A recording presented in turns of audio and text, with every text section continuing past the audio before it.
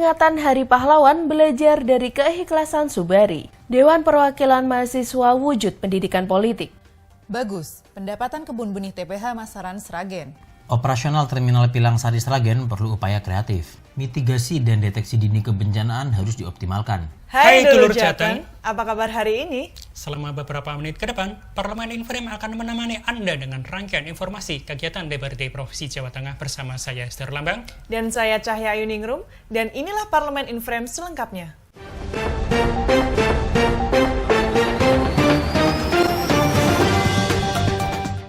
Badan Kehormatan DPRD Provinsi Jawa Tengah menghadiri upacara Hari Pahlawan yang dipusatkan di lapangan Pancasila, Simpang 5, Kota Semarang.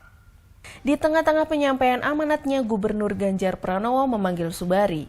Lelaki parubaya itu lantas maju ke podium di tengah-tengah lapangan Pancasila. Kepada peserta upacara, Gubernur ingin memperkenalkan Subari yang merupakan sosok di balik pembangunan embung di Kecamatan Patean, Kabupaten Kendal. Dari sosok itulah ada pesan yang diambil, yakni keikhlasan. Subari dengan ikhlas melepas tanah seluas 1.800 meter persegi untuk dijadikan embung, dan Subari pun tidak meminta imbal balik apapun dari pelepasan tanah miliknya itu. Peringatan Hari Pahlawan tersebut diikuti oleh seluruh elemen masyarakat, turut hadir Ketua Badan Kehormatan atau BK DPRD Provinsi Jawa Tengah Stefanus Sugirno. Usai upacara dilakukan kirap bendera merah putih yang dibawakan pelajar SMA dan Ormas Kepemudaan. Puluhan mahasiswa yang tergabung dalam DPM Fakultas Teknik UNES menyambangi Gedung Berlian DPRD Provinsi Jawa Tengah. Puluhan mahasiswa yang tergabung dalam Dewan Perwakilan Mahasiswa atau DPM Fakultas Teknik Universitas Negeri Semarang atau UNES menyambangi Gedung Berlian DPRD Provinsi Jawa Tengah pada Rabu 9 November 2022. Kedatangan mereka tidak lain untuk belajar bagaimana sistem politik dalam pemerintahan berjalan. Ditemui Wakil Ketua DPRD Provinsi Jawa Tengah Sukirman menyebutkan, fungsi legislatif sangat berperan dalam menjalankan roda pemerintahan dari di tingkat pusat hingga kabupaten kota. Selain itu, legislatif juga punya peran mewakili semua aspirasi masyarakat agar bisa tersampaikan dan terlaksana. Sementara, Ketua DPM Fakultas Teknik UNES Mahfud Musadi mengatakan, DPM Fakultas Teknik itu masih sangat belia dan awam mengenal dunia politik di lingkup akademis. Terlebih, sistem penyusunan peraturan-peraturan kampus juga butuh banyak masukan dari para mahasiswa. Dalam kegiatan monitoring kinerja pendapatan, Komisi C mendatangi kebun benih TPH Masaran, Kabupaten Sragen. Dalam kegiatan monitoring kinerja pendapatan, Komisi C DPRD Provinsi Jawa Tengah mendatangi salah satu kebun benih di Solo Raya, yakni Kebun Benih Tanaman Pangan dan Hortikulturat atau TPH Masaran, Kabupaten Sragen, pada Jumat 4 November 2022. Saat berdiskusi dengan pihak pengelola, Kepala Balai Benih Tanaman Pangan dan Hortikultura Wilayah Surakarta Suryono Budi Santosa mengatakan, selama ini kinerja kebun benih mampu melaksanakan fungsi sosial kepada masyarakat sekitar. Soal pendapatan, datanya menyebutkan, pada 2020 dari target PAD sebesar Rp184,32 juta, terrealisasi Rp304,6 juta, dengan anggaran operasional Rp207,65 juta. Pada 2021, dari target Rp214,28 juta, terrealisasi Rp108,87 juta, dengan anggaran operasional Rp170,38 juta. Pihak pengelola kebun benih meyakini dengan anggaran Rp85,30 juta mampu mencapai target PAD Rp285,78 juta. Karena hingga 4 November 2022 sudah tercapai Rp258,32 juta.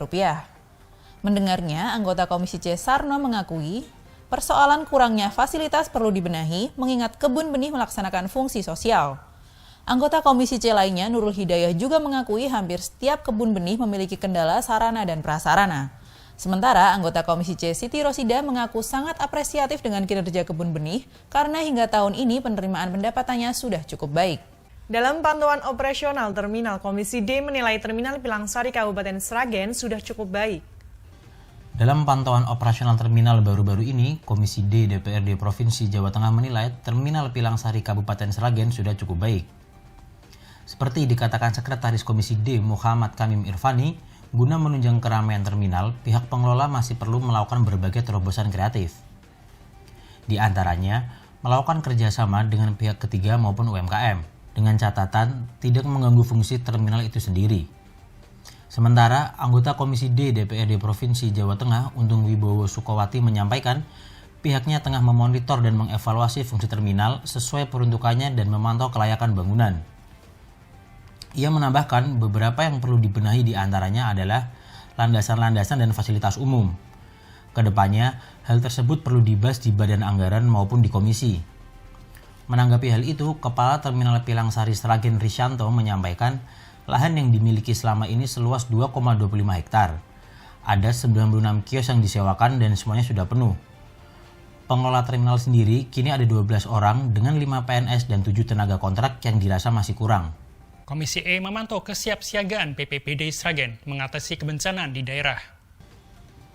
Komisi E DPRD Provinsi Jawa Tengah terus memantau ke berbagai daerah terkait kesiapsiagaan mengatasi kebencanaan di kabupaten kota.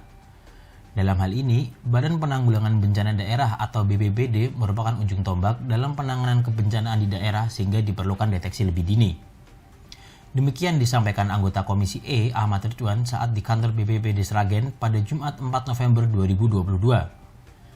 Selain itu, penanganan deteksi dini kebencanaan daerah tersebut juga perlu ada political will dari kepala daerah guna memudahkan koordinasi dan komunikasi antar satuan kerja.